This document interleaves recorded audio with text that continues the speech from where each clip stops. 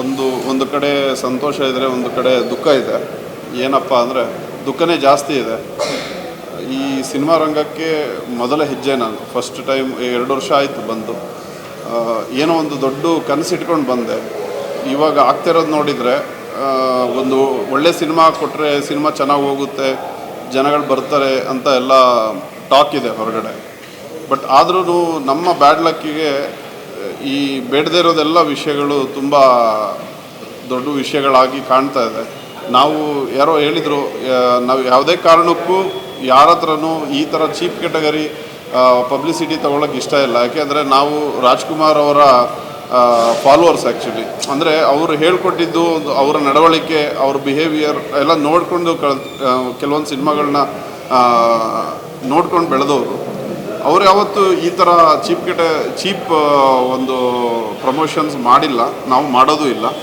So ನಾನು ಹೇಳೋಕೆ ಹೊರಟಿದ್ದು, ಆ ಮೇಡಮ್ ಏನೋ ಒಂದು ಕೇಳಿದರು ಕ್ವಶನ್. ಮೇಡಮ್ ಏನದು?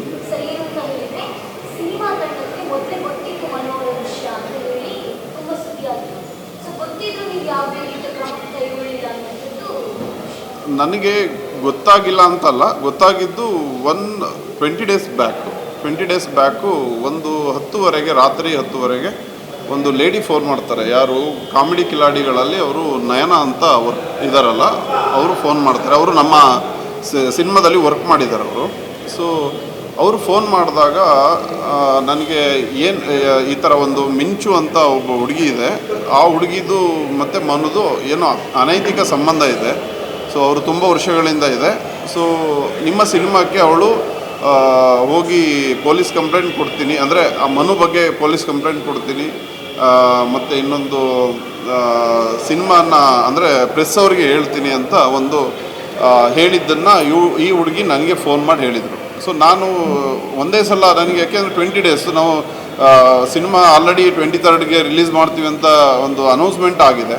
ಆ ಟೈಮಲ್ಲಿ ಆ ಹುಡುಗಿ ಆ ಥರ ಫೋನ್ ಮಾಡಿ ಹೇಳಿದಾಗ ಸೊ ನನಗೆ ತುಂಬ ಆಶ್ಚರ್ಯ ಆಯಿತು. ತುಂಬ ಅಂದರೆ ಒಂದು ಎಲ್ಲ ಥರ ತೊಂದರೆಗಳು ಆಯಿತು ಫ್ಯಾಮಿಲಿಯಲ್ಲಿ ಎಲ್ಲ. ಯಾಕೆಂದರೆ ನನ್ನ ಹತ್ರ ವೈಫು ಮಕ್ಕಳೆಲ್ಲ ಅಲ್ಲೇ ಮುಂದೆನೇ ಇದ್ದರು ಆ ಟೈಮಲ್ಲಿ. ಸೊ ನಾವು ಅವಾಗ ಫೋನ್ ಕಟ್ ಮಾಡಿ ಅವ್ರು ಏನು ಹೇಳಿದ್ದು, ಆ ಹುಡುಗಿ ಜೊತೆ ಅಂದರೆ ಮಿಂಚು ಜೊತೆ ನಾನು ಮಾತಾಡಬೇಕು ಅಂತ ಅವಳು ಫೋನ್ ಮಾಡಿದ್ದು. ನಾನು ಆ ಟೈಮಲ್ಲಿ ಒಂದೇ ಸಲ ನಾನು ಡಿಸಿಷನ್ ತೊಗೊಳಕ್ಕಾಗಲಿಲ್ಲ, ಯಾಕೆಂದರೆ ನನಗೆ ಇದೆಲ್ಲ ಹೊಸತು ಆ್ಯಕ್ಚುಲಿ.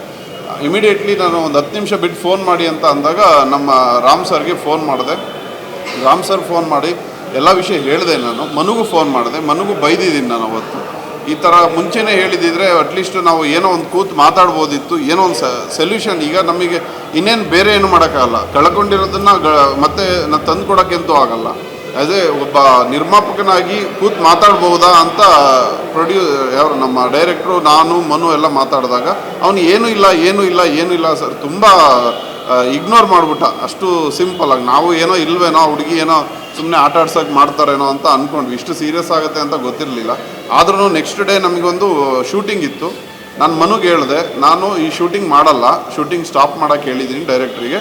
ಸೊ ಇದೆಲ್ಲ ಸೊಲ್ಯೂಷನ್ ಅಂದರೆ ಸಾಲ್ವ್ ಮಾಡ್ಕೊಂಡು ನನ್ನ ಹತ್ರ ಬಾ, ಏನೂ ತೊಂದರೆ ಇಲ್ಲ. ಆ ಹುಡುಗಿ ಕೈಲಿ ನನಗೊಂದು ಫೋನ್ ಮಾಡಿಸಿ ಹೇಳಿಸ್ಬೇಕು, ಇಲ್ಲ ಒಂದು ಇನ್ಫಾರ್ಮೇಷನ್ ಕೊಡಿಸ್ಬೇಕು ನನಗೆ. ನಾನೇನು ತೊಂದರೆ ಕೊಡಲ್ಲ ಸಿನಿಮಾಕ್ಕೆ, ಯಾಕೆಂದ್ರೆ ಸಿನಿಮಾಗೆ ತೊಂದರೆ ಕೊಡ್ತೀವಿ ಅಂತಲೇ ಹೇಳ್ದಂಗೆ ಆಯ್ತಲ್ಲ. ಈಗ ಪೊಲೀಸ್ ಕಂಪ್ಲೇಂಟ್ ಕೊಡ್ತೀನಿ, ಒಬ್ಬ ಹೀರೋ ಲೀಡ್ ರೋಲ್ಗೆ ಒಂದು ಎಫೆಕ್ಟ್ ಆಗುತ್ತೆ ಅಂದರೆ ಅದು ಸಿನಿಮಾಗೆ ಎಫೆಕ್ಟ್ ಆಗುತ್ತಲ್ವ. ಸೊ ನಾನು ಆ ಥರ ಹೇಳಿದೆ. ನಾನು ಅಂದರೆ ಡೈರೆಕ್ಟಾಗಿ ಮೀಟ್ ಮಾಡಿಸು ಅಂತ ನಾನು ಹೇಳಲಿಲ್ಲ, ಅಟ್ಲೀಸ್ಟ್ ಅವಳ ಕಡೆಯಿಂದ ಒಂದು ಆಡಿಯೋ ವಿಡಿಯೋ ಏನೋ ಒಂದು ಕೊಡಿಸೋದಾದರೆ ನನಗೆ ನಂಬಿಕೆ ಇರುತ್ತೆ, ಮುಂದೆ ಹೋಗ್ಬೋದಪ್ಪ, ಶೂಟಿಂಗ್ ಸ್ಟಾರ್ಟ್ ಮಾಡ್ಬೋದು ಅಂತ ಹೇಳಿದೆ.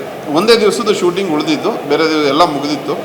ಸೊ ಕರೆಕ್ಷನ್ ವರ್ಕ್ ನಡೀತಿತ್ತು. ಅದನ್ನು ಸ್ಟಾಪ್ ಮಾಡ್ತೀನಿ ಅಂತ ಹೆದರಿಕೊಂಡು ಡೈರೆಕ್ಟ್ರು ಜೊತೆ ಮಾತಾಡಿಕೊಂಡು, ಇಲ್ಲ ಸ್ಟಾಪ್ ಮಾಡಬೇಡಿ, ನಾನು ಹೇಗಾದರೂ ಮಾಡಿ ಮಾತಾಡಿಸ್ತೀನಿ ಅಂತ ಹೇಳಿ ನೆಕ್ಸ್ಟ್ ಮಾರ್ನಿಂಗ್ ನಾವು ಒಂದು ಎಡಿಟಿಂಗ್ ಆಫೀಸಲ್ಲಿ ಅಂದರೆ ಶೂಟಿಂಗ್ ಸ್ಟಾಪ್ ಮಾಡಿದ್ವಿ. ಎಡಿಟಿಂಗ್ ಆಫೀಸಲ್ಲಿ ನಾನು, ಇವರು, ನನ್ನ ಫ್ರೆಂಡ್ಸು, ಸಿನಬೈ ಮತ್ತು ಇನ್ನೊಂದು 4 ಜನ ನಾವು ಹೋಗಿ ಏನೋ ಒಂದು ಕೆಲಸಕ್ಕೆ ಅಂತ ಹೋಗಿದ್ವಿ. ಆವಾಗ ಮನು ಕರ್ಕೊಂಡು ಬರ್ತಾನೆ ಅಲ್ಲಿಗೆ, ಎಲ್ಲಿ ಕೆಂಗೇರಿ ಹತ್ರ ಲೊಕೇಶನ್ ಎಲ್ಲೋ ಬರುತ್ತೆ, ಏನೋ ಹೇಳಿದಾರಲ್ಲ ಕೆಂಗೇರಿ, ಅದೆಲ್ಲ ಸತ್ಯನೇ.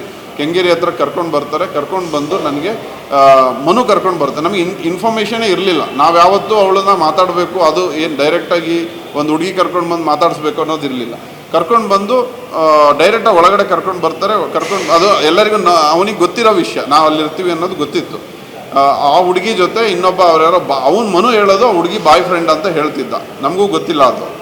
ಬಾಯ್ ಫ್ರೆಂಡ್ ಯಾರೋ ಅಲೋಕ್ ಅಂತ ಹೇಳ್ತಾ ಇದ್ದ, ಅವರು ಮತ್ತು ಮಿಂಚು ಇಬ್ಬರು ಬಂದರು ವಿತ್ ಮನು ಜೊತೆ. ಅವ್ರ ಗಾಡಿಯಲ್ಲಿ ಬರ್ತಾರೆ 12 ಗಂಟೆ ಹೊತ್ತಿಗೆ. ಸೊ ಅವಳು ಸ್ವಲ್ಪ ಸುಸ್ತಾಗಿರುತ್ತೆ ಆ ಹುಡುಗಿ. ನಾವೇ ಹೇಳ್ತೀವಿ ಏನಕ್ಕೆ ಬಂದ್ರಿ ಅಂತ ಎಲ್ಲ ಕೇಳಾದ್ಮೇಲೆ, ಸೊ ಊಟ ಏನಾದ್ರು ಬೇಕಾ ಅಂತ ನಾವೇ ಊಟ ಮಾಡಿಸಿದ್ವಿ. ಯಾಕೆಂದರೆ ಒಂದು ಹೆಣ್ಣು ಒಂದು ತಾಯಿ ಸಮಾನ ಗೌರವ. ಏಕೆಂದರೆ ನಾವೆಲ್ಲ 4 ಜನ ಗಂಡಸರೇ ಇರೋದ್ರಿಂದ, ಸೊ ಏನೋ ಇಲ್ಲಿ ಸರಿಯಾಗಲ್ಲ ಅನ್ನೋ ಕಾರಣಕ್ಕೆ ಇನ್ಫಾರ್ಮೇಷನ್ ಇಲ್ಲದೆ ಇರೋದಕ್ಕೆ ನಾವು ನನ್ನ ಫ್ರೆಂಡ್ಸ್, ನನ್ನ ಡೈರೆಕ್ಟರ್ ಫ್ರೆಂಡ್ ಅವರು ಆ್ಯಕ್ಚುಲಿ ಶಾರದಾ ಮೇಡಮ್ ಅಂತ ಅವ್ರು ವಕೀಲರು, ಅವ್ರನ್ನ ಕರೆಸ್ಕೊಳ್ತೀವಿ. ಯಾಕೆಂದರೆ ಒಂದು ಲೇಡಿ ಇದ್ದಾಗ 10 ಜನ ಗಂಡಸಿದ್ದಾಗ ಅದು ಮೆಸೇಜ್ ಬೇರೆ ಹೋಗುತ್ತೆ ಅನ್ನೋದಕ್ಕೆ ನಾವು ಇಮಿಡಿಯೇಟ್ಲಿ ಕರೆಸ್ಬಿಟ್ಟು ಬುದ್ಧಿ ಹೇಳ್ತೀವಿ. ಅವ್ರು ಹೇಳಿದ್ದಾರೆ ಒಂದು ಮಾತು, ನಾವು ಏನು ಸರ್ ಅದು ಒಂದು ಮಾತು ಏನೋ ಮೈಂಡ್ ವಾಶ್ ಅಂದರೆ ಏನು, ಒಂದು ಬುದ್ಧಿ ಹೇಳಿದರೆ ಮೈಂಡ್ ವಾಶ್ ಅಂತ ಅವ್ರಿಗೆ ಅನಿಸುತ್ತೆ. ಅವ್ರ ಭಾಷೆಯಲ್ಲಿ ಒಂದು ಮೈಂಡ್ ವಾಶು, ನಮ್ಮ ಭಾಷೆಯಲ್ಲಿ ನಾನು ನಿರ್ಮಾಪಕ ಆಗಿ ಇಷ್ಟೆಲ್ಲ ಖರ್ಚು ಮಾಡಿ ರಾತ್ರಿ ಹಗಲು ಕೆಲಸ ಮಾಡಿ ಎಲ್ಲ ಟೈಮು ಬಿಟ್ಟು ಸಿನಿಮಾಕ್ಕೆ ಅವರು ಒಬ್ಬ ಆರ್ಟಿಸ್ಟ್ ಆಗಿ ಇವನು ಒಬ್ಬ ಆರ್ಟಿಸ್ಟ್ ಆಗಿ ಇವರೆಲ್ಲರಿಗೋಸ್ಕರ ಕೆಲಸ ಮಾಡಿ ಇವತ್ತು ನಾನು ಅವರ ಒಂದು ಹೊಲಸು ಜೀವನ ಏನದು ಒಂದು ಕೆಟ್ಟೋಗಿರೋ ಜೀವನ ಸರಿ ಮಾಡ್ಸೋಕ್ಕೆ ನಾನು ಆಗಿರೋ ಪರಿಸ್ಥಿತಿ ಬಂತು. ಬಟ್ ಅದನ್ನು ಹೇಳ್ಕೊಳ್ಳೋಕ್ಕೇನು ನನಗೆ ನಾಚಿಕೆ ಇಲ್ಲ, ಯಾಕೆಂದ್ರೆ ನಾನು ಸರಿ ಇದ್ದೀನಿ ಅನ್ನೋದು ನನಗೆ ನಂಬಿಕೆ ಇದೆ. ಬಟ್ ಆದ್ರೂ ಸಮಾಧಾನವಾಗಿ ನಾವು ಕೂರಿಸಿ ಏನಪ್ಪ ಬಂದಿದ್ದೀರಾ, ಏನು ವಿಷಯ ಅಂತ ಕೇಳಿ ಎಲ್ಲ ಸರಿ ಅಂದರೆ ಸಾಲ್ವ್ ಮಾಡ್ಕೊಳ್ಳಿ ಏನೇ ಇದ್ರು ಅಂತ ಹೇಳಿ ಒಂದು 2-3 ಅವರ್ ಮಾತುಕತೆ ಆಯಿತು. ಆ ಹುಡುಗಿ ಸ್ಟಾರ್ಟಿಂಗ್ ಇಲ್ಲ ನಾನು ಶಿಕ್ಷೆ ಕೊಡಲೇಬೇಕು ಅಂತ ಅಂದರು. ಸರಿ ಶಿಕ್ಷೆ ಕೊಟ್ಟರೆ ಏನಾಗುತ್ತೆ ಅಂತ ಕೇಳಿದ್ವಿ. ಈಗ ನಿಮಗೆ ಗೊತ್ತಿದೆ ಕಾನೂನು ಅನ್ನೋದು ಏನು 10 ವರ್ಷ 20 ವರ್ಷ ಏನು ಸೇರಿಸ್ಕೊಳ್ಳಲ್ಲ ಜೈಲಲ್ಲಿ. ಯಾವಾಗಲಾದರೂ ಹೊರಗಡೆ ಬರ್ಬೋದು. ನಿನಗೇನು ಸಿಗುತ್ತೆ, ನೀನು ಮದುವೆ ಆಗ್ತೀಯಾ, ಇಲ್ಲ ಮದುವೆ ಆಗಲ್ಲ, ದುಡ್ಡು ಬೇಕಾ, ಅದನ್ನು ಕೇಳಿದ್ವಿ. ಯಾಕೆಂದರೆ ಈಗ ನನಗೆ ಒಬ್ಬ ಹುಡುಗಿ ಇನ್ನೊಂದು ಕಡೆಯಿಂದ ಅವರು ಫ್ರೆಂಡ್ ಫೋನ್ ಮಾಡಿದ್ದಾರೆ ಅಂದರೆ ಒಬ್ಬ ಪ್ರೊಡ್ಯೂಸರ್ಗೆ, ಯಾಕೆಂದರೆ ಕಾಂಟ್ಯಾಕ್ಟೇ ಇಲ್ಲ ನನಗೆ, ಅವಳು ಮಾಡಿದ್ದಾರೆ ಅಂದರೆ ಬೇರೆ ಆಲೋಚನೆಗಳು ನನಗೂ ಬಂತು. ಈ ಹುಡುಗಿ ಏನಾದ್ರು ದುಡ್ಡಿಗೆ ಫೋನ್ ಮಾಡ್ತಿದ್ದಾಳಾ, ಇಲ್ಲ ಇನ್ನೊಂದು ಬೇರೆ ರೀಸನ್ ಏನಾದರೂ ಇದೆಯಾ, ಏನಾದರೂ ಹರಾಸ್ಮೆಂಟ್. ಯಾಕೆಂದರೆ ನಾನೊಬ್ಬ ಹೊಸಬ ಪ್ರೊಡ್ಯೂಸರು, ನನಗೂ ಇರುತ್ತಲ್ವ ಬೇರೆಯವ್ರ ಕಡೆಯಿಂದ ಏನಾದರೂ ಬರೋ ಚಾನ್ಸಸ್ ಇರುತ್ತೇನೋ ಭಯದಲ್ಲಿ ನಾವು ಅದನ್ನು ಕೇಳಿಲ್ಲ ಅಂತಲ್ಲ. ಯಾಕೆಂದರೆ ಅದು ಕೇಳಬೇಕಾಗಿತ್ತು. 2 ಪಾಯಿಂಟ್, ಒಂದು ಮದುವೆ ಆಗ್ತೀಯಾ, ಮದುವೆ ಆಗಲ್ಲ ಅಂದ್ಲು. ಇನ್ನೊಂದು ನೀನು ದುಡ್ಡೇನಾದರೂ ಬೇಕಾಗಿದೆಯಾ, ಇಲ್ಲ ಅಂದ್ಲು. ಮದುವೆನೂ ಆಗಲ್ಲ, ಅವಳಿಗೆ ಲೈಫು ಬೇಡ, ಇನ್ನೊಂದು ದುಡ್ಡು ಬೇಡ ಅಂತ ಅಂದಾಗ, ಶಿಕ್ಷೆ ಬೇಕು ಅಂದಾಗ ಅದು ನಿಮ್ಮಿಷ್ಟ ಅಂತ ನಾವು ಅಲ್ಲಿ ಬಿಟ್ವಿ. ಅದನ್ನು ತಗೊಂಡೋಗಿ ಯಾರು ಮನು ಮತ್ತು ನಮ್ಮ ಲಾಯರು ಒಂದು ಸ್ವಲ್ಪ ಬುದ್ಧಿ ಹೇಳಿದ್ದಾರೆ, ಒಂದು ಫ್ರೆಂಡ್ಲಿಯಾಗಿ ಹೇಳಿದ್ದಾರೆ. ಲಾಯರ್ ಅನ್ನೋ ರೀತಿಯಲ್ಲಿ ಯಾರೂ ಮಾತಾಡಿಲ್ಲ. ಸೊ ಅದನ್ನು ಅವರು ಬೇರೆ ಥರ ತಿಳ್ಕೊಂಡಿದ್ದಾರೆ. ಸೊ ಅದು ನಮ್ಮ ಹತ್ರ ನಾವು ಆಡಿಯೋ ಎಲ್ಲ ಮಾಡ್ಕೊಳಕ್ಕೆ ಹೋಗಲಿಲ್ಲ. ಯಾಕೆಂದರೆ ಒಬ್ಬ ಲೇಡಿ ಇದ್ದಾರೆ, ಅವ್ರ ಕಡೆಯಿಂದಲೇ ಒಬ್ಬ ಹುಡುಗ ಬಂದಿದ್ದಾನೆ. ಸೊ ಅಷ್ಟಿದ್ದಾಗ ಅಲ್ಲಿಗೆ ನಾವು ಸಾಕ್ಷಿ, ನಮಗೆ ಆ ಬುದ್ಧಿ ಇಲ್ಲ, ನಮಗೆ ಶಿಕ್ಷೆ ಕೊಡಬೇಕು ಅಂದರೆ ಕೊಡ್ಕೊಳ್ಳಿ ಅಂತ ಹೇಳಿ ಹೊರಗಡೆ ಬಂದಾಗ ಆ 10 ನಿಮಿಷ ಆದಮೇಲೆ ಅವರು ಮತ್ತು ಮನು ಇಬ್ಬರೂ ಬಿಟ್ವಿ, ಸಪ್ರೇಟಾಗಿ ಮಾತಾಡ್ಕೊಂಡು ಫೈನಲ್ ಬನ್ನಿ ಯಾವುದಕ್ಕೂ ನಾವು ರೆಡಿ ಇದ್ದೀವಿ ಅಂತ ಹೇಳಿದಾಗ ಅವ್ರು ಹೊರಗಡೆ ಬಂದುಬಿಟ್ಟು ಆ ಹುಡುಗಿ ನಮಗೆ ಒಂದು ವಿಡಿಯೋ ತೋರಿಸಿ, ಸರಿ ಎಲ್ಲ ರೆಡಿ ಇದೆ, ನಾನು ಯಾವುದಕ್ಕೂ ತೊಂದರೆ ಕೊಡಲ್ಲ. ಆ ವಿಡಿಯೋ ಏನು ಬಿಟ್ಟಿದ್ದಾರೆ ಅದು ಹೇಗೆ ಲೀಕ್ ಆಯಿತೋ ಗೊತ್ತಿಲ್ಲ, ಬಟ್ ಆ ವಿಡಿಯೋ ಅದೇ ಆ ವಿಡಿಯೋ ಅವತ್ತು ಮಾತಾಡಿದ್ದು. ಸೊ ಅಷ್ಟಾದಮೇಲೆ 2 ದಿವಸ ಆದಮೇಲೆ ಮತ್ತೆ ಮನುಗೆ ಹರಾಸ್ಮೆಂಟ್ ಸ್ಟಾರ್ಟ್ ಆಯ್ತಂತೆ. ಸೊ ಅದು ಹಾಗೆ ತಗೊಂಡೋಗಿ ನನಗೆ ಮನು ಹೇಳ್ತಿದ್ದಿಷ್ಟೇ, ಸರ್ ನಮ್ದು ಏನೂ ಇಲ್ಲ ಮನು, ನಾವು ಎಷ್ಟು ಸಲ ಕೇಳಿದ್ದೀವಿ ಡೈರೆಕ್ಟರ್ ಸರ್ ಕೇಳಿ, ಏನಾದರೂ ಇದ್ದರೆ ಹೇಳು, ಇಲ್ಲೇ ಸಾಲ್ವ್ ಮಾಡೋಣ, ಇಲ್ಲ ಏನೋ ಒಂದು ಬೇಕಾದರೆ ಏನೋ ಒಂದು ದೊಡ್ಡವ್ರನ್ನಾರು ಕರೆಸ್ಬಿಟ್ಟು, ಇಲ್ಲ ಇಂಡಸ್ಟ್ರಿ ಶಿವಣ್ಣನ ಯಾರನ್ನಾದ್ರೂ ಒಬ್ಬರು ಮುಂದೆ ಕೂರಿಸಿ ಮಾತಾಡ್ಸೋಣ. ಆ ಹುಡುಗಿ ಒಂದೇ ಇದ್ದಿದ್ದು, ಒಂದು ದಿವಸ ಒಂಥರ ಇದ್ದರೆ ಇನ್ನೊಂದು ನೆಕ್ಸ್ಟ್ ಡೇ ಇನ್ನೊಂದು ಥರ ಇತ್ತು. ಸೊ ಫೈನಲಿ ಏನೇನಾಯಿತು ಅಂತ ಗೊತ್ತಿದೆ. ಸೊ ಅಲ್ಲಿ ನಾವು ಮಾತಾಡ್ಸಿದ್ದು ಮನು ಕರ್ಕೊಂಡು ಬಂದಿದ್ದಕ್ಕೆ ಒಂದು ಬುದ್ಧಿ ಹೇಳಿದ್ವಿ ಹೊರತು ಬೇರೆ ಏನೂ ಇಲ್ಲ. ಸೊ ಅದು ಕ್ಲಿಯರ್. ಅವಳ ಹತ್ರ ವೀಡಿಯೋ ಇದ್ದರೆ ಬೇಕಾದರೆ ಇದ್ದರೆ ದಯವಿಟ್ಟು ತೋರಿಸ್ಲಿ ನಿಮ್ಮೆಲ್ಲರಿಗೂ. ಸೊ ವಿಡಿಯೋ ಇಟ್ಕೊಂಡು ನಾವು ಯಾರ ಹತ್ರನೂ ಆಟ ಆಡಲ್ಲ ಯಾರ ಲೈಫಲ್ಲೂ. ಸೊ ತುಂಬ ಬೇಜಾರು ಏನಪ್ಪ ಅಂದರೆ, ಸಿನಿಮಾ ಹಿಂದಿನ ದಿವಸ ಹೋಗಿ ಪೊಲೀಸ್ ಸ್ಟೇಷನ್ ಕಂಪ್ಲೇಂಟ್ ಕೊಡೋದು ಅಂದರೆ ಎಲ್ಲರಿಗೂ ಗೊತ್ತಿದೆ ಇದ್ರ ಉದ್ದೇಶ ಏನು. ಒಂದು ಅವನ ಲೈಫಲ್ಲದೆ ನಾವು ಎಷ್ಟು ಜನ, ಒಂದು 500-600 ಜನ ಕೆಲಸ ಮಾಡಿದ್ದೀವಿ. ಹಾಗೆ ನಮ್ಮ ಹೊಟ್ಟೆಪಾಡು, ನಮ್ಮ ಜೀವನ ಯಾರಿಗೂ ಅರ್ಥನೇ ಆಗಲಿಲ್ವಲ್ಲ. ಸೊ ನಾವೇನು ತಪ್ಪು ಮಾಡಿದ್ವಿ, ಅವನೊಬ್ಬ ಒಳ್ಳೆ ಪ್ರತಿಭೆ ಅಂತ ಚಾನ್ಸ್ ಕೊಟ್ಟಿದ್ವಿ ಹೊರತು ಬೇರೆ ಏನು ನೋಡಿಲ್ಲ. ಅವನಿಗೆ ನನಗೆ ಅಣ್ಣನ ತಮ್ಮನ ಆ್ಯಸ್ ಎ ಬ್ರದರ್ ಆಗಿ ನೋಡಿದೆ. ಇಷ್ಟವರೆಗೆ ನನಗೆ ಯಾವತ್ತೂ ಅವನು ತೋರಿಸ್ಕೊಳ್ಳಿಲ್ಲ ಈ ಥರ ಇದ್ದೀವಿ ಆ ಥರ ಇದ್ದೀವಿ ಅಂತ. ಎಲ್ಲ ಚೆನ್ನಾಗಿದೆ ಸರ್, ಎಲ್ಲ ಚೆನ್ನಾಗಿದೆ. ಲಾಸ್ಟಿಗೆ 2 ಡೇಸ್ ಇರೋವಾಗೂ ಕೇಳಿದ್ವಿ, ಮನು ಏನಾದ್ರು ಪ್ರಾಬ್ಲಮ್ ಇದ್ದರೆ ಹೇಳು, ಇಲ್ಲೇ ಸ್ಟಾಪ್ ಮಾಡೋಣ ಅಂತ ಏನೋ ಒಂದು ಕೇಳಿದ್ವಿ. ಅವ್ನು ಬಿಟ್ಕೊಡ್ಲಿಲ್ಲ ಅವ್ರವ್ರ ವಿಷಯಗಳನ್ನ. ಸೊ ಇವತ್ತು ನಾವು ಈ ಥರ ನಾನು ಹೇಳ್ದಂಗೆ ಅತಿ ಹೆಚ್ಚು ನೋವಿರೋದೇ ಅದು. ಈಗ ಶಿವಣ್ಣನ ಬಗ್ಗೆ ಮಾತಾಡಿದ್ದಾನೆ ಅಂತ ಆಡಿಯೋ ಬಂದಿದೆ, ದರ್ಶನ್ ಸರು, ನಮ್ಮ ಧ್ರುವ ಬ್ರದರು, ಇವರೆಲ್ಲ ನಮಗೆ ಒಂದು ನಿಜವೂ ನಾನು ಹೇಳ್ತಾ ಇದ್ದೀನಿ ಅಂತಲ್ಲ, ಇವರೊಂದು ಪಿಲ್ಲರ್ ಕನ್ನಡ ಇಂಡಸ್ಟ್ರಿಗೆ. ಅವ್ರ ಬಗ್ಗೆನೇ ಮಾತಾಡಿದ್ದಾನೆ ಅಂದರೆ ನಾವು ಇವ್ರನ್ನ ಆ ಹುಡುಗಿ ವಿಷಯದಲ್ಲಿ ಏನೋ ಕೋರ್ಟಲ್ಲಿದೆ ಅಂತ ಆಯಿತು. ಈಗ ಇಂಡಸ್ಟ್ರಿಗೆ ಟಚ್ ಮಾಡಿದ್ದಾನೆ, ಇವ್ರ ಹತ್ರನೇ ಹೋಗಿ ನಾವು ಸಪೋರ್ಟ್ ಕೇಳ್ತಿದ್ವಿ. ಇವತ್ತು ಅವ್ರ ಬಗ್ಗೆನೇ ಮಾತಾಡಿದ್ದಾನೆ ಅಂತ ಏನಾದರೂ ಆಯಿತು ಅಂದರೆ, ಸೊ ಇವ್ರು ಹೇಳೋಂಗೆ ಅತಿ ಹೆಚ್ಚು ಬೇಕಾದ್ರೆ ಯಾವುದೇ ಸ್ಟ್ರೈಕ್ ಆಗಲಿ ಏನೇ ಅವರ ಅಪೋಸಿಟ್ ಆಗಲಿ ನಿಲ್ಲೋದೇ ಫಸ್ಟ್ನೇ ಪರ್ಸನ್ ನಾವೇ ಆಗಿರ್ತೀವಿ. ಏಕೆಂದರೆ ನಮಗೆ ಆ ಥರ ಬುದ್ಧಿ ಅಂತೂ ಯಾವುದೇ ಕಾರಣಕ್ಕೂ ಬರಲ್ಲ. ಇನ್ನೊಬ್ಬರನ್ನ ಏನೋ ಒಂದು ಕೆಟ್ಟದಾಗ ಮಾತಾಡಿ ಒಂದು ಪ್ರಮೋಷನ್ ತೊಗೋಬೇಕು ಅಂತ ನಾವು ಯಾವತ್ತೂ ನಮ್ಮ ಲೈಫಲ್ಲೂ ನಾವು ಅದನ್ನು ಊಹಿಸ್ಕೊಳ್ಳೋಕ್ಕೂ ಸಾಧ್ಯ ಇಲ್ಲ ಸರ್.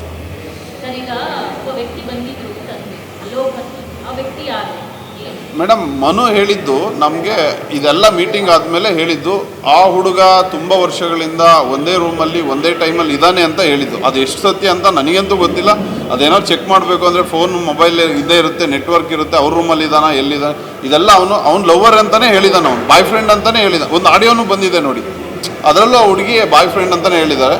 ಬಟ್ ಈ ವಿಷಯ ಜಾಸ್ತಿ ತಗೊಳ್ಳೋದು ಬೇಡ ಮೇಡಮ್. ಯಾಕೆಂದರೆ ನಮಗೆ ಈಗ ಆಲ್ರೆಡಿ ಮುಗಿದೋಗ್ಬಿಟ್ಟಿದೆ, ಎಲ್ಲ ಗೊತ್ತಾಗಿದೆ. ಆಲ್ರೆಡಿ ಅದಕ್ಕೆ ಫುಲ್ ಸ್ಟಾಪು ಇಟ್ಟಿದ್ದಾರೆ ಅಂತ ಅಂದ್ಕೊಂಡಿದ್ದೀನಿ ತುಂಬ. ಸೊ ಈಗ ಮತ್ತೆ ಪದೇ ಪದೇ ಆ ಹುಡುಗನ ವಿಷಯನೇ ಮಾತಾಡಿದರೆ ಸೊ ನಾವು ಬರೀ ಅದಕ್ಕೇನೆ ಇಲ್ಲಿ ಕೂತಿದ್ದೀವೇನೋ ಅನ್ನೋ ಥರ ಆಗ್ಬಿಡುತ್ತೆ. ಇದು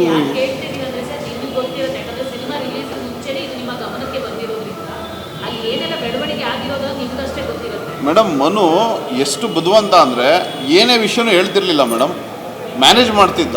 ಅಂದರೆ ಈಗ ನನಗೆ ನೋಡಿ ಯೋಚನೆ ಮಾಡಿ, ಅವನೇನಾದರೂ ಈ ಥರದ್ದು ಒಂದೇ ಒಂದು ಮೈನಸ್ ಪಾಯಿಂಟ್ ಇದ್ದಿದ್ರೆ ನಾನು ಸಿನಿಮಾ ಅವನಿಗೆ ಪ್ರೊಡ್ಯೂಸೇ ಮಾಡ್ತಿರ್ಲಿಲ್ಲ, ಅವನ ಮೇಲೆ ಇನ್ವೆಸ್ಟೇ ಮಾಡ್ತಿರ್ಲಿಲ್ಲ. ಒಂದು ಎರಡನೇದು ಹತ್ರ ಬಂದು ಅನೌನ್ಸ್ಮೆಂಟ್ ಆದಮೇಲೂ ಆ ಅಂಡರ್ಸ್ಟ್ಯಾಂಡಿಂಗ್, ಆ ಹುಡುಗಿ ಒಂದು ಮೆಸೇಜ್ ಹಾಕಿದ ಮೇಲೆ ಒಂದು ಹೆಣ್ಣಿನ ಬಗ್ಗೆ ನಂಬಿಕೆ ಬರಲ್ವಾ ಮೇಡಮ್? ಒಂದು ಅಷ್ಟು ನಮ್ಮ ಮುಂದೆನೇ ಹೇಳಿದ್ದಾಳೆ, ಆಡಿಯೋ ಮಾಡಾದ್ಮೇಲೂ ನಮ್ಮ ಮುಂದೆ ಬಂದು ಹೇಳಿದ್ದಾಳೆ, ಏನು ತೊಂದರೆ ಇಲ್ಲ ಸರ್, ನಿಮ್ಮ ಸಿನಿಮಾಕ್ಕೆ ಏನು ತೊಂದರೆ ಕೊಡಲ್ಲ. ಅವಳು ಹೇಳೋದು ಶನಿವಾರ ಲೇಟೆಸ್ಟ್ ಒಂದು ಏನೋ ಪ್ರಾಬ್ಲಮ್ ಆಯಿತು ಅದರಿಂದ ಬಿಟ್ಟಿದ್ದೀನಿ. ಅಟ್ಲೀಸ್ಟು ಅವಳಿಗೆ ನಮ್ಮ ಬಗ್ಗೆ ಒಂದು ನಾನು ಹೇಳಿದ್ದೀನಿ ಇಲ್ಲಿ ಕೇಳಿಬೇಕಾದ್ರೆ, ನನ್ನ ಅಕ್ಕ ತಂಗಿ ಅನ್ನೋ ಥರ ಆ್ಯಸ್ ಎ ಸಿಸ್ಟರ್ ಹೇಳ್ತಾ ಇದ್ದೀನಿ, ನಿಮ್ಗೆ ಏನೇ ಪ್ರಾಬ್ಲಮ್ ಇದ್ರೂ ನಾನು ನೋಡ್ಕೊಳ್ತೀನಿ, ಅಂದರೆ ಸಪೋರ್ಟ್ ಮಾಡ್ತೀನಿ ಅಂತಲೂ ಹೇಳಿದೆ, ಏನಾದರೂ ನಿಮಗೆ ಬೇಕು ಅಂತ ಅಂದರೆ. ಬಟ್ ಆ ಒಂದು ಬ್ರದರ್ ಅನ್ನೋ ಒಂದು ಇದಕ್ಕಾದ್ರೂ ನಮಗೊಂದು ಫೋನ್ ಮಾಡಿ, ನನ್ನ ನಂಬರ್ ಇದೆ, ನಯನ ಹತ್ರ ಇದೆ, ಅವ್ರ ಫ್ಯಾಮಿಲಿ ಎಲ್ಲ, ಅವರ ಒಂದು ಸರೌಂಡಿಂಗ್ ಎಲ್ಲ ಫ್ರೆಂಡ್ಸ್ಗಳ ಹತ್ರ ಇದೆ, ಒಂದು ಫೋನ್ ಮಾಡಿದಿದ್ರು ಹೆಂಗೋ ನಮ್ಮ ಜೀವ ಉಳ್ಕೊಳ್ಳೋದಲ್ಲ ಮೇಡಮ್. ಜೀವನ ಇದು ನಮ್ಮ ಜೀವನ ಎಂಟೈರ್ ನಮ್ಮ ಲೈಫ್ನ ಹಾಳು ಮಾಡ್ದಂಗೆ ಆಯ್ತಲ್ಲ ಮೇಡಮ್. ಅದೊಂದು ಆಡಿಯೋ ಒಂದು ಕಡೆ ಹೇಳ್ತಾರೆ. ಹಾಂ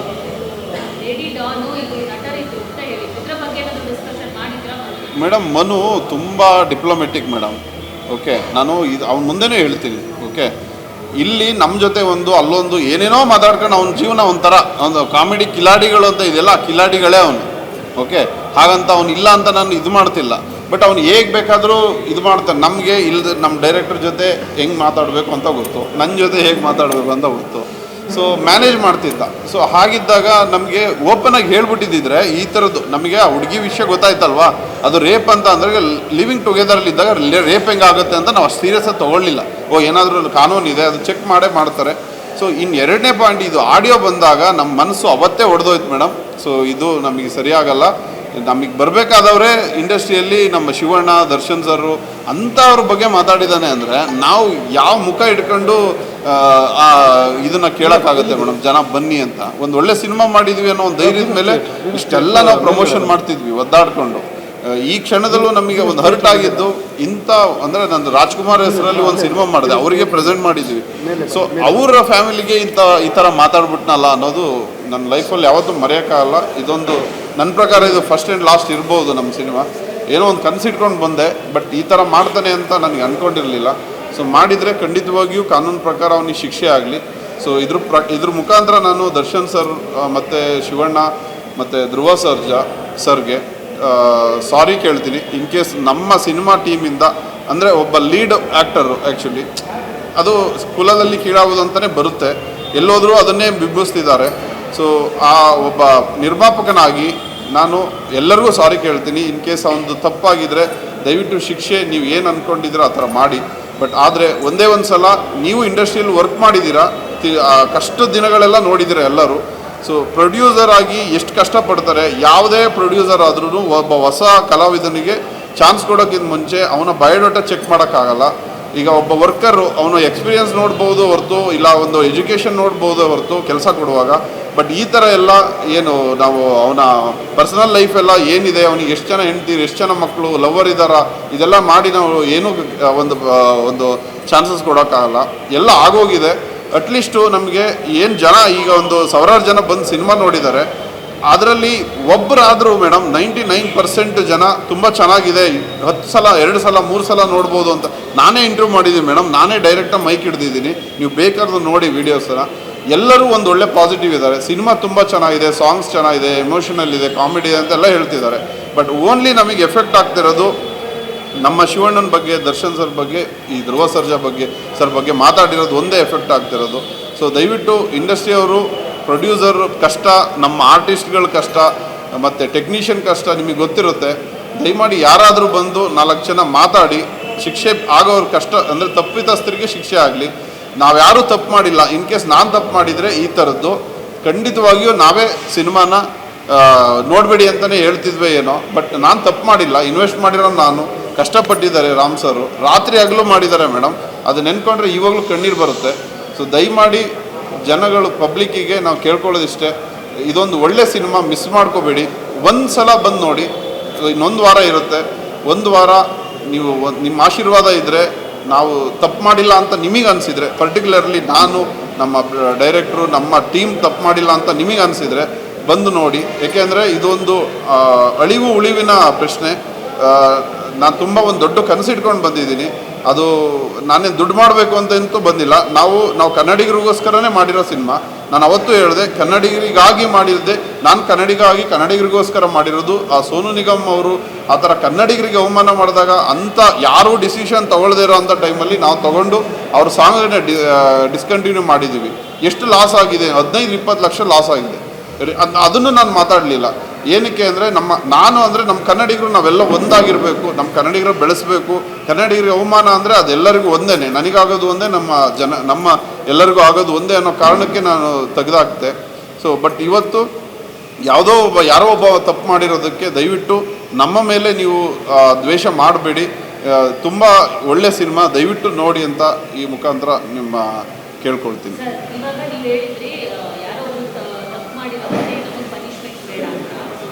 ನಿಮಗೇನಾದರೂ ಅದು ಥಿಯೇಟ್ರಲ್ಲಿ ಎಫೆಕ್ಟ್ ಆಗ್ತಿದೆಯಾ? ಯಾಕಂದರೆ ಶಿವಣ್ಣನ ಅಭಿಮಾನಿಗಳಾಗಿರ್ಬೋದು, ದರ್ಶನ ಅಭಿಮಾನಿಗಳಾಗಿರ್ಬೋದು, ಅವರ ಅಭಿಮಾನಿಗಳು ಏನಾದರೂ ಅಪೋಸ್ ಮಾಡ್ತಾ ಇದ್ದಾರಾ? ನಿಮ್ಗೆ ಫೀಲ್ ಆಗಿದೆಯಾ? ಇಲ್ಲ, ಅಪೋಸ್ ಮಾಡಲಿಲ್ಲ. ನನಗೆ ಶಿವಣ್ಣನ ಸರ್ ಕಡೆಯಿಂದ ಒಂದು ಫೋನ್ ಬಂದಿತ್ತು. ಏನಂತ, ನಮ್ಮ ಮಂಜು ಅವ್ರಿಗೂ ಬಂತು, ನನಗೂ ಬಂತು, ರಾಮ್ ಸರ್ಗೂ ಒಂದು ಬಂತು, ಕಟೌಟ್ ತೆಗಿಬೇಕು ಅಂತ ಅಂದರು. ಅಭಿಮಾನಿಗಳು ಪಾಪ ಅವರಲ್ಲ, ಅಭಿಮಾನಿಗಳು. ಅಲ್ಲಿ ನಾವು ಮಂಡ್ಯದಲ್ಲಿದ್ವಿ. ಆ್ಯಕ್ಚುಲಿ ನಾವು ಆಲ್ರೆಡಿ ಇಲ್ಲಿ ಬಂದು ತೆಗಿಸ್ತಾ ಇದ್ವಿ. ಆ ಟೈಮಲ್ಲಿ ಫೋನ್ ಮಾಡಿದ್ರು. ಯಾಕೆಂದರೆ ನಾವು ರೆಸ್ಪೆಕ್ಟ್ ಕೊಡೋದು, ಒಬ್ಬ ಹ್ಯೂಮನ್ ಆಗಿ ನಾವು ಶಿವಣ್ಣ ಅವರಿಗೆ ಇಷ್ಟು ಅವಮಾನ ಆಗಿದೆ ಅಂತ ಅಂದಾಗ ನಾವು ಅದನ್ನು ನಾವಾಗೇ ತೆಗಿತಿದ್ವಿ. ಅವರು ಅದನ್ನು ಹೇಳಿದಾಗ ತುಂಬ ಖುಷಿಪಟ್ಟರು. ಸರ್, ನಿಮ್ಮ ಈ ಒಂದು ಡಿಸಿಷನ್ ನಮಗೆ ತುಂಬ ಇಷ್ಟ ಆಯಿತು ಸರ್. ನೋಡಿ, ಅವ್ರು ಹೇಳಿದ್ದೇನೋ, ನಮ್ಮ ಕಟೌಟ್ ಹಾಕಿರೋರಿಗೆ ತಲೆನಾದರೂ ಕೊಡಿ ಅಂತ ಕೇಳಿದರು.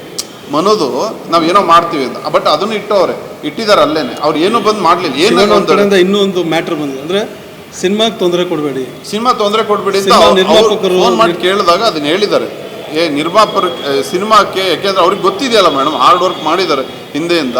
ಸೊ ಅದೊಂದು ಶಿವಣ್ಣಗೆ, ಆ ಒಂದು ಡಿಸಿಷನ್ಗೆ ಶಿವಣ್ಣ ಸರ್ನ ಮೆಚ್ಕೊಳ್ಳೇಬೇಕು. ಸೊ ಆ ದೃಷ್ಟಿಯಿಂದಲೇ ಇವತ್ತವರೆಗೂ ಸಿನಿಮಾ ಇನ್ನೂ ಓಡ್ತಾ ಇದೆ. ಇಲ್ಲ ಅಂದಿದ್ರೆ ನನ್ನ ಪ್ರಕಾರ ಯಾವುದೇ ಕಾರಣಕ್ಕೂ ಇಲ್ಲಿವರೆಗೆ ಬರ್ತಿರಲಿಲ್ಲ. ಸೊ ಸಿನಿಮಾದ ನೋಡೋರ ಸಂಖ್ಯೆ ಸ್ವಲ್ಪ ಕಡಿಮೆ ಇರೋದು ರೀಸನ್ನು ಇದೆಲ್ಲ ಆಗುತ್ತೆ ಮೇಡಮ್. ಯಾಕೆಂದರೆ ಅವ್ರಿಗೆ ಹರ್ಟ್ ಆಗಿರುತ್ತೆ. ಅದೇ ದೃಷ್ಟಿಯಲ್ಲಿ ನಾನು ಇವತ್ತು ಅವರಿಗೆ ಸಾರಿ ಕೇಳಿ ಅವರೆಲ್ಲ ಒಂದು ಸಲ ಬಂದು ನೋಡಲಿ. ಯಾಕೆಂದರೆ ಕನ್ನಡ ಸಿನಿಮಾ ಅವರು ಡಾಕ್ಟರ್ ರಾಜ್ಕುಮಾರ್ ಅವ್ರು ಬೆಳೆಸಿದ, ಅವರೊಂದು ಆಲದ ಮರ ಇದ್ದಂಗೆ, ಅವರೇ ಬೆಳೆಸಿರೋವಂಥ ಕುಡಿಗಳು ನಾವೆಲ್ಲ. ಸೊ ಅದರ ಅಂಡರಲ್ಲಿರೋರಿಗೆ ನಮಗೆ ಪ್ರಾಬ್ಲಮ್ ಆಗೋದು ಒಂದೇ, ಅವ್ರ ಫ್ಯಾಮಿಲಿಗೆ ಪ್ರಾಬ್ಲಮ್ ಆಗೋದು ಒಂದೇ. ಸೊ ದಯವಿಟ್ಟು ಯಾರೂ ಹಾಗೆ ಸಾಧಿಸಬೇಡಿ. ಅದೇನೇ ಇದ್ರೂ ಕಾನೂನು ನೋಡ್ಕೊಳ್ಳುತ್ತೆ. ಸೊ ನೀವು ಏನೇ ತಗೊಳ್ಳೋ ಡಿಸಿಷನ್ ನೀವು ತಗೊಳ್ಳಿ, ಬಟ್ ಸಿನಿಮಾಗೆ ಎಫೆಕ್ಟ್ ಆಗದೇ ಇರೋ ರೀತಿಯಲ್ಲಿ ಬಂದು ನೋಡಿ ಅಂತ ಕೇಳ್ಕೊಳ್ತೀನಿ.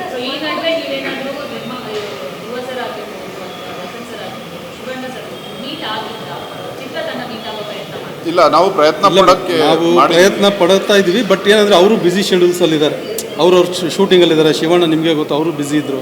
ಸೊ ನಾವು ದರ್ಶನ್ ಸರ್ ಕೂಡ ಬ್ಯುಸಿ ಇದ್ದಾರೆ. ಆಕ್ಚುಲಿ 2 ಡೇಸ್ ಲೇಟ್ ಆಗೋ ಕಾರಣನೇ ಅದು. ನಾವು ಇಲ್ಲಾಂದ್ರೆ 2 ಡೇಸ್ ಮುಂಚೆನೇ ನಾವು ಒಂದು ಪ್ರೆಸ್ ನಮ್ಮ ಸುಧೀಂದ್ರ ವೆಂಕಟೇಶ್ ಸರ್ಗೆ ನಾವು ಕೇಳಿ ಬೇಕಾದ್ರೆ ಆಲ್ರೆಡಿ ನಾವು ಫಾಲೋ ಅಪ್ ಅಲ್ಲಿ ಇದ್ವಿ 2-3 ಡೇಸಿಂದ. ಬಟ್ ಅಲ್ಲಿ ಅವ್ರು ಸಿಗ್ತಿಲ್ಲ. ಧ್ರುವ ಸರ್ಜು ಸಿಗ್ತಿಲ್ಲ, ಇನ್ನು ದರ್ಶನ್ ಸರ್ರು ಇಲ್ಲ. ನಾವು ಏನು ಮಾಡೋ, ಫೈನಲಿ ನಾವು ಹೇಗಾದ್ರೂ ಒಂದು ಕನ್ಕ್ಲೂಡ್ ಮಾಡಲೇಬೇಕಾಗಿರೋದ್ರಿಂದ ಫೈನಲಿ ಇಲ್ಲಿ ಬಂದು ನಿಮ್ಮ ಮುಂದೆ ಅಟ್ಲೀಸ್ಟ್ ಜನಗಳು ಚೆನ್ನಾಗಿ ನೋಡಿ, ನಿಮ್ಮ ಮುಂದೆನೇ ಜನ ಎಷ್ಟು ಚೆನ್ನಾಗಿ ಬಂದಿದ್ದಾರೆ ಅಂದರೆ ಇಂಥ ಸಿಚುವೇಶನ್ ಮಳೆ ಇದ್ರೂ. ಸೊ ಒಂದೇ ಒಂದು ಬ್ಯಾಡ್ ಲಕ್ಕು ಈಗ ಈ ಥರ ಇದೆ ಮೇಡಮ್.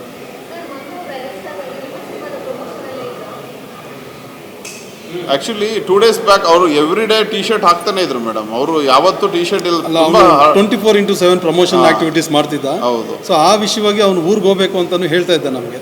ನಾವು ಅದ್ರ ಹಿಂದಿನ ದಿವಸ ಪ್ರೆಸ್ ಮೀಟ್, ಒಂದು ಸಣ್ಣ ಯೂಟ್ಯೂಬ್ ಇದು ಇತ್ತು ನಮ್ಮದು. ಸೊ ಎಲ್ಲ ತುಂಬ ಜನ ಸ್ನೇಹಿತರು ಅವತ್ತು ಜೊತೆಲೇ ಇದ್ದರು, ಅವ್ರಿಗೂ ಗೊತ್ತು, ಮನು ಜೊತೆಲೇ ಇದ್ದ. ಅವತ್ತು ಅದು ಮುಗಿಸ್ಕೊಂಡು ಹೊರಟ ಅಷ್ಟೇ ನಮಗೂ ಗೊತ್ತಿರೋದು. ನಾವು ಅದನ್ನ ಮಾರನೇ ದಿವಸ ನಾವು ದೇವಸ್ಥಾನಕ್ಕೆ ಹೋಗೋ ಪ್ಲ್ಯಾನ್ ಇತ್ತು, ಯಾಕಂದರೆ ನೆಕ್ಸ್ಟ್ ಫ್ರೈಡೇ ಶೂಟ್ ರಿಲೀಸ್ ಇತ್ತು. ನಾವು ಗುರುವಾರ ಅವತ್ತು ದರ್ಶನಕ್ಕೆ ಹೋಗೋಣ, ದೇವ್ರು ನೋಡ್ಕೊಂಬರೋಣ ಅಂತ ಹೇಳಿ ಕೋಲಾರ ಹತ್ರ ಹೋಗಿ.